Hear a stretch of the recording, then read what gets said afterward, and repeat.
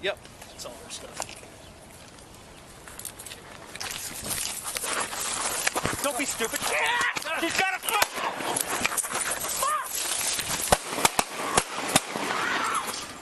You have a gun? Don't move. Hands on the wheel. Officer Derek Paulson's voice spikes with panic. His hand moves to his holstered weapon. Yes, I'm legally armed under federal statute. I'm a federal law enforcement officer. I don't care who you think you are. Step out of the vehicle now. Officer Paulson, I'm asking you for the third time. What is your reasonable suspicion for this stop? There's a pause. 4 seconds of silence that feels like eternity on the body camera recording. You were acting suspicious. You don't just step out. A second voice cuts through. Officer Jennifer Walsh, backup, whispers urgently off camera. Paulson, did you check her credentials? She needs to comply first. Then the woman in the Honda CR-V delivers the words that will end a career. Officer, my name is Special Agent Sandra Martinez, Federal Bureau of Investigation, Violent Crimes Unit. 9 years with the Bureau. 6 years Army Military Police before that. I know the Fourth Amendment better than you do, and right now, you're violating it. 3 seconds of tense silence. The screen goes black. That gun? Completely legal. That woman? Not just any woman. Saturday, June 17th, 2023. 2:47 p.m. East Chandler Boulevard, Ahwatukee, one of Phoenix's wealthiest suburbs. Tree-lined streets, $500,000 homes. The kind of neighborhood where everyone knows everyone. Except Officer Derek Paulson didn't know her.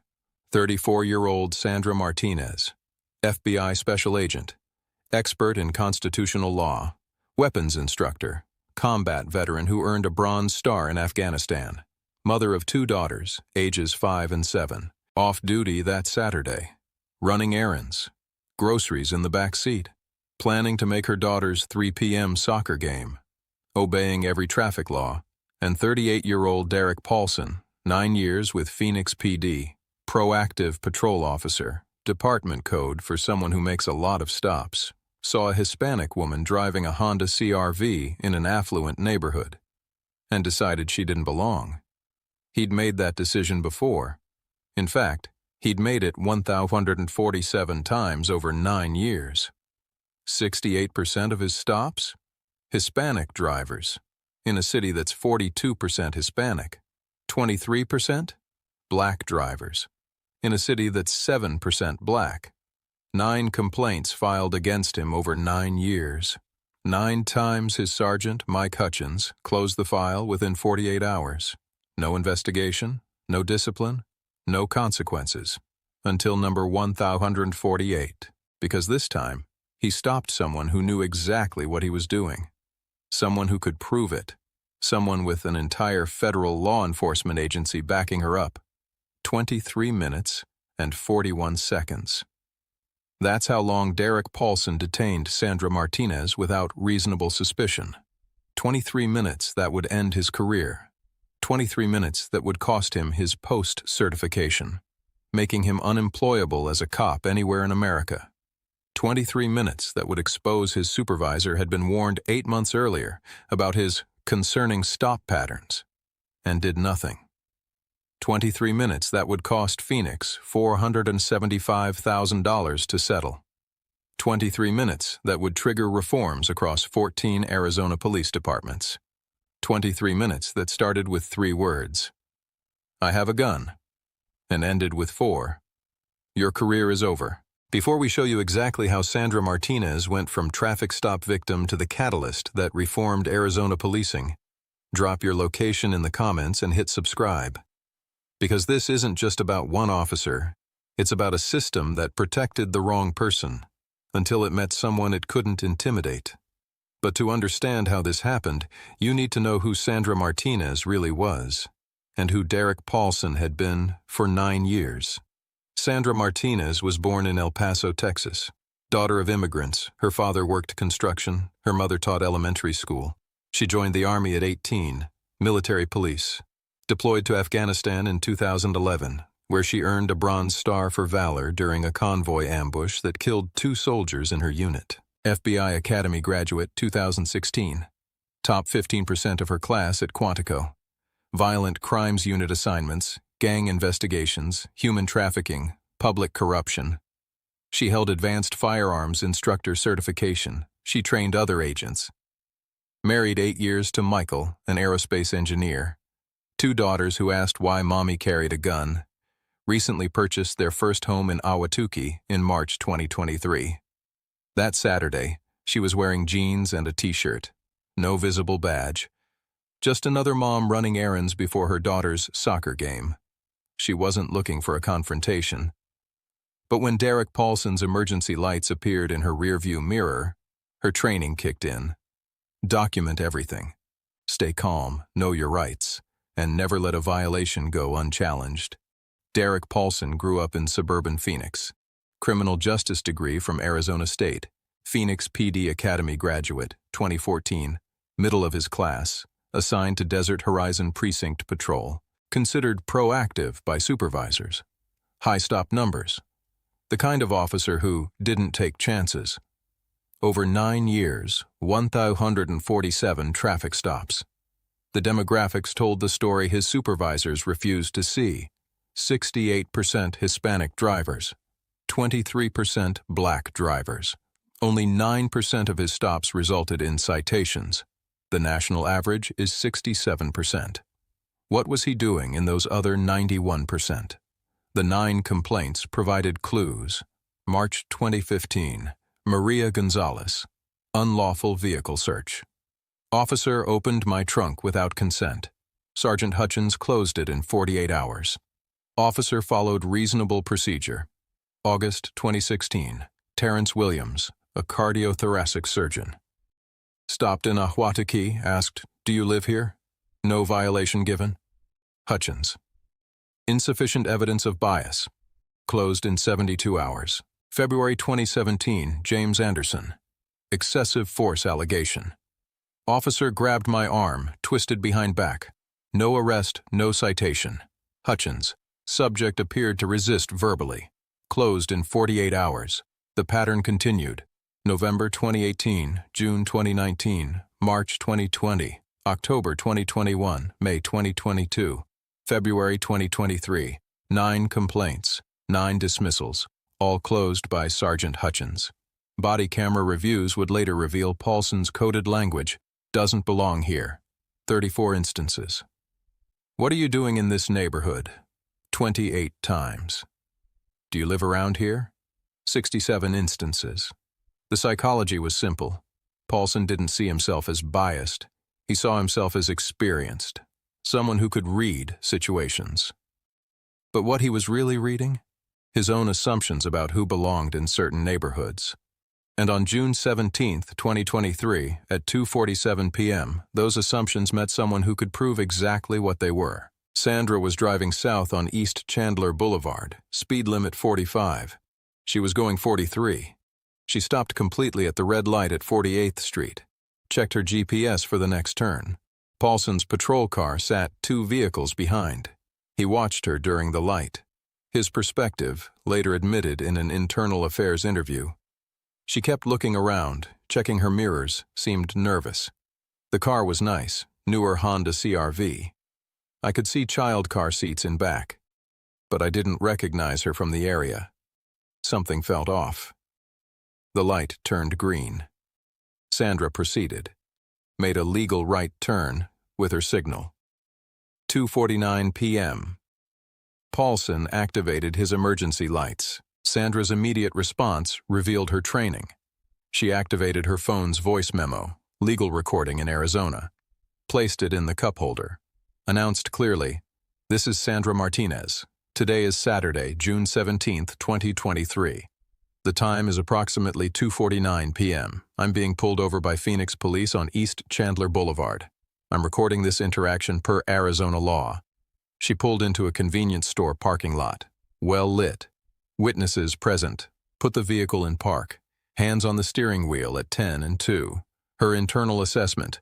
I knew immediately something was wrong. No broken equipment. No traffic violation. I'd been driving defensively, but I also knew exactly what was happening. I'd seen it in FBI civil rights investigations dozens of times. The question was whether this officer would recognize his mistake before it was too late. Paulson approached the passenger side. Tactical positioning. His hand rested on his holstered weapon. He tapped her window with his flashlight, despite full daylight. Sandra lowered the window. Her hands remained visible on the wheel. License, registration, and insurance. Certainly, officer. May I ask why you've stopped me? I'm asking the questions. License and registration. I understand, but under Rodriguez v. United States, I have the right to know the basis for this stop. What traffic violation did you observe? Paulson paused. Irritation crossed his face. I thought I saw an equipment issue. Your license, please. What equipment issue specifically? My vehicle passed inspection 2 months ago.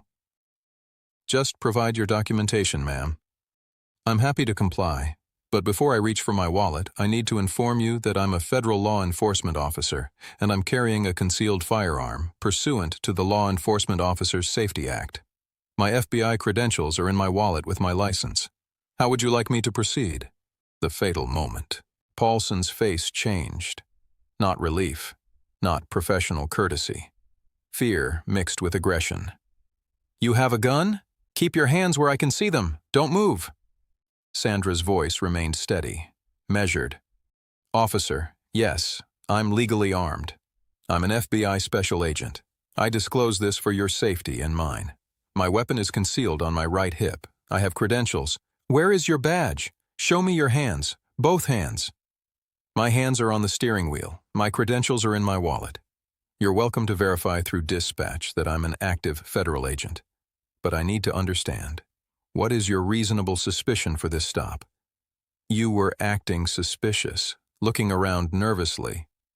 I was using GPS navigation. That's not suspicious behavior. Under Terry v. Ohio, you need articulable facts supporting reasonable suspicion of criminal activity. What facts do you have? Paulson's defensiveness escalated. I saw. You matched a description we received. What description? Of what crime? What's the BOLO number or call reference? He was caught. I don't have that information with me, so there is no description.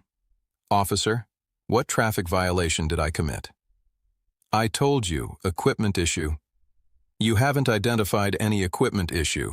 My vehicle is in full compliance, so I'm asking for the third time, what is the legal basis for this detention?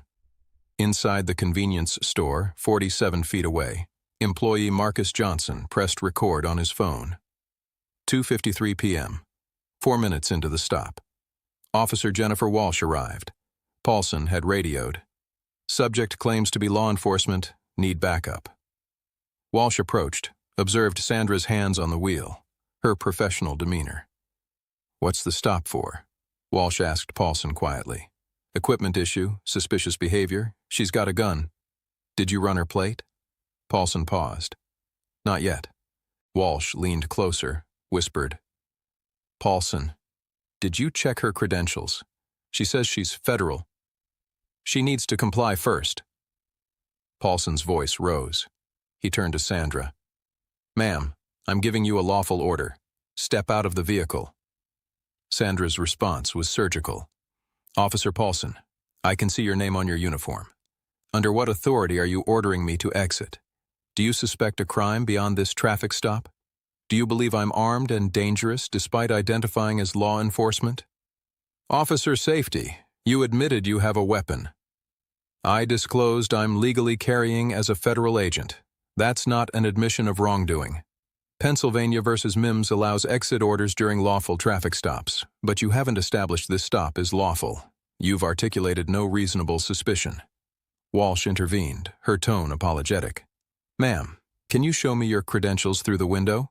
I can. But I want it noted that Officer Paulson has not established legal grounds for this stop, and I'm presenting these voluntarily, not because I'm legally required to. Sandra retrieved her FBI credentials wallet. Black leather. Gold badge visible. held it up to the window. Walsh examined it closely. FBI Special Agent badge. Official ID with photo. Hologram authentication. Her urgent whisper to Paulson.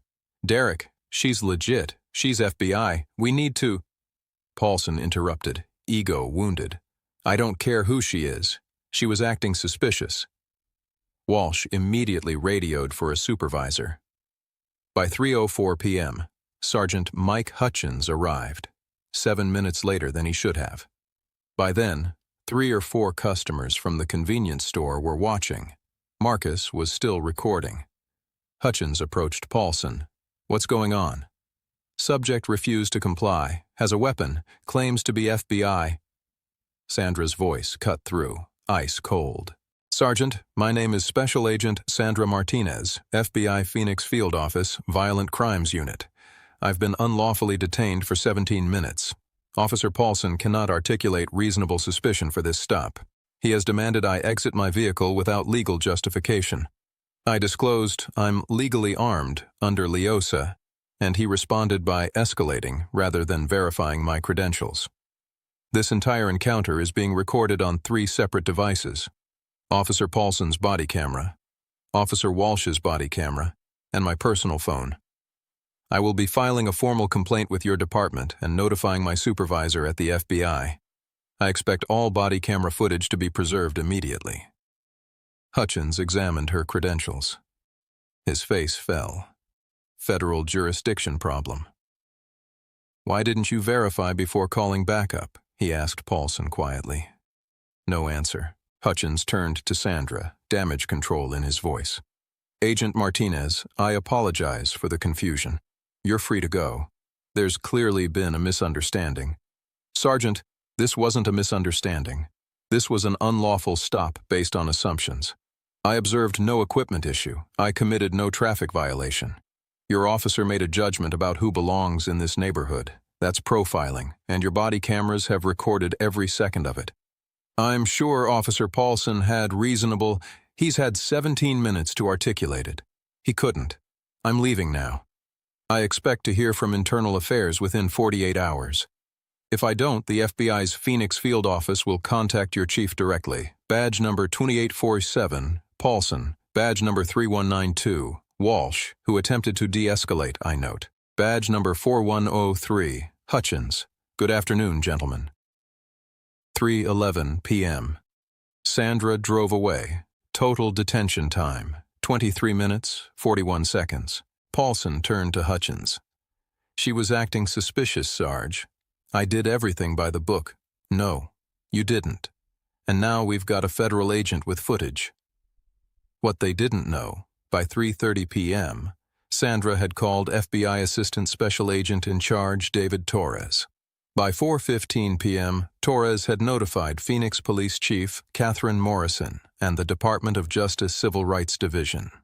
By 5:00 p.m., Marcus Johnson's video was uploading to social media. At this point in the investigation that would follow, Lieutenant Rebecca Chen would uncover something Phoenix PD couldn't ignore.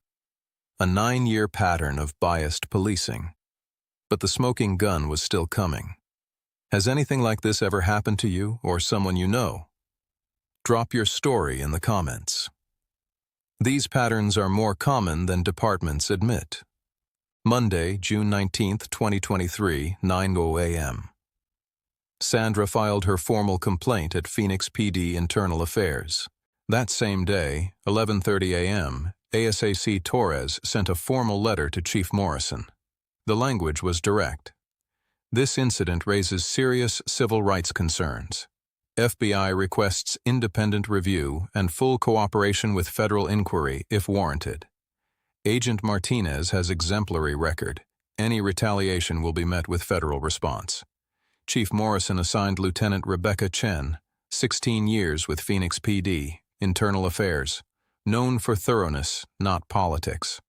Her directive: find the truth. If Paulson screwed up, I need to know. If there's a pattern, I need to know. The FBI is watching.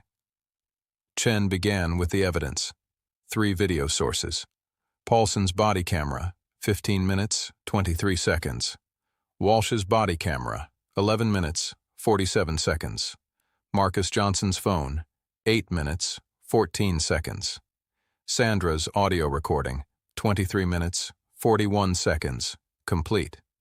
Dispatch logs showed no bolo, no description, no equipment issue reported. Wednesday, June 21st, Paulson was placed on administrative leave. Chen's first note in her case file. Subject vehicle passed inspection 4/12/23. No violations. Subject professionally compliant throughout. Officer Paulson unable to articulate reasonable suspicion despite 3 direct questions. Concerning, officer escalated upon learning subject was armed federal LEO rather than de-escalating. Requires deeper review. June 22nd. Chen pulled Paulson's complete personnel file. 9 years, 4 months of service.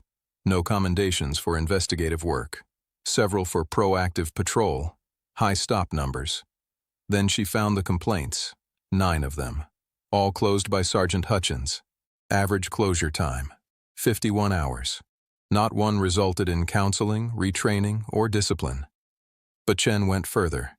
She requested something Phoenix PD had never done before: computer-aided dispatch data analysis for an individual officer. The results were damning. 1,247 total stops over 9 years. 68% Hispanic drivers in a city that's 42% Hispanic. 23% black drivers in a city that's 7% black. Statistical disparity.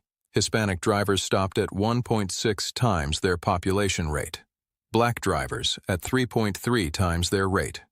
Outcome data revealed the smoking gun. Only 9% of Paulson's stops resulted in citations. 91%. No citation, no arrest, no warning. The national average citation rate for traffic stops is 67%. Chen's analysis was blunt. Officer Paulson's stops are investigatory fishing expeditions, not traffic enforcement. He is targeting minorities in wealthy areas without legal justification. Then Chen found the email that changed everything. October 23, 2022. 8 months before Sandra's stop. From Lieutenant David Morales to Sergeant Mike Hutchins. Subject: Officer Paulson, stop patterns. The body text was explicit. Mike, we need to discuss Officer Paulson's stop data. I ran quarterly numbers and his demographics are concerning. 71% minority stops in areas that are 35% minority population. 8 complaints in 7 years, all closed quickly. I know Derek is proactive, but these disparities could expose the department if a case goes sideways. Please counsel him on stop justification documentation and consider ride-along supervision. Let me know action taken. Hutchins' reply, same day. We'll handle. Paulson is one of our most proactive officers, and these complaints are typical for high-activity patrol. I'll talk to him, but I don't see a problem. Chen searched for follow-up documentation. None existed. No counseling, no ride-along, no action taken. Hutchins had closed complaint number 9, Kevin Brown's legal firearm confiscation, just 4 months after receiving that warning. Chen's report conclusion. Sergeant Hutchins was explicitly warned about Officer Paulson's stop patterns 8 months prior to the Martinez incident. Despite a direct order from a superior officer to counsel and supervise, Hutchins took no documented action. This represents a failure of supervision that enabled the June 17, 2023 incident and likely numerous other constitutional violations. July 5. Chen interviewed Paulson. Union representative present. What was your reasonable suspicion for stopping Agent Martinez? She was driving nervously, kept looking around. Did you observe any traffic violations? No, but I noticed what I thought might be an equipment issue. Your body camera shows no equipment issue. What specifically did you observe? Long pause. I thought maybe a brake light, but it was fine. You mentioned she matched a description. What description? I thought, at the time I believed there might have been a bolo. There was no bolo. There was no description, was there? Defensive now. Based on the totality of circumstances. What circumstances? Please articulate specific, articulable facts. She was in a neighborhood where I didn't recognize her. She seemed out of place. Out of place how? The longest pause of the interview. I had a gut feeling something was off. A gut feeling.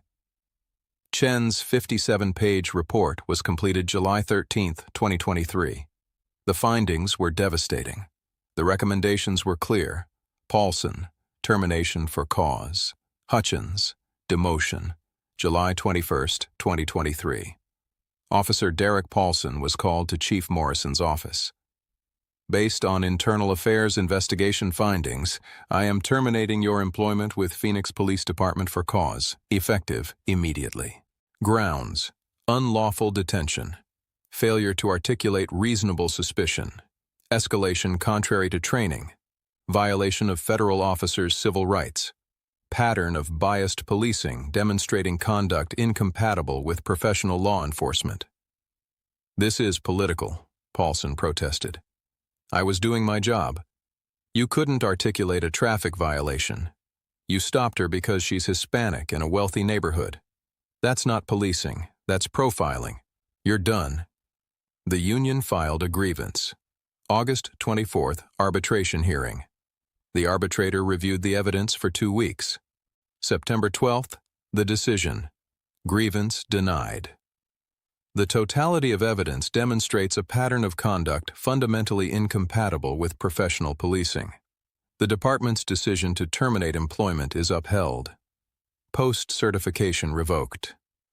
Derek Paulson, age 39, is unemployable in law enforcement anywhere in America. He applied to 17 agencies across 4 states. All rejected him. Today, he delivers food for DoorDash and Uber Eats, living with his parents. Divorced. His home foreclosed. 6 of his previous arrests were overturned when defense attorneys used Chen's report to challenge probable cause. Sandra Martinez filed a federal lawsuit October 3, 2023. Phoenix settled for $475,000 in March 2024. She donated $100,000 to a memorial scholarship fund for children of officers killed in the line of duty. She still lives in Ahwatukee. I refuse to be driven from my neighborhood. That would mean he won. Promoted to supervisory special agent in 2024. She lectures at the FBI Academy twice a year. The Martinez case is now taught in constitutional policing courses nationwide. Phoenix implemented 7 reforms: early intervention systems, stop data transparency, supervisor accountability metrics, federal law enforcement protocols, enhanced training, civilian review boards, body camera review mandates. Results after 18 months. Complaints down 34%. Stop disparities reduced 41%. 14 Arizona departments adopted the same reforms. The Department of Justice cited the case in National Best Practices Guidance. Sandra Martinez didn't just win her case, she changed how an entire system operates. Derek Paulson didn't just lose his job. He became the example that reformed 14 departments and trained thousands of recruits. At what point does a pattern become proof?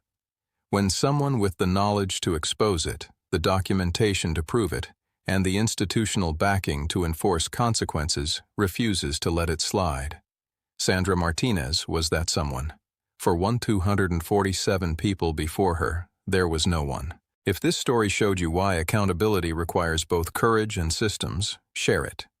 Hit subscribe for more stories where knowledge defeats abuse of authority. And drop a comment.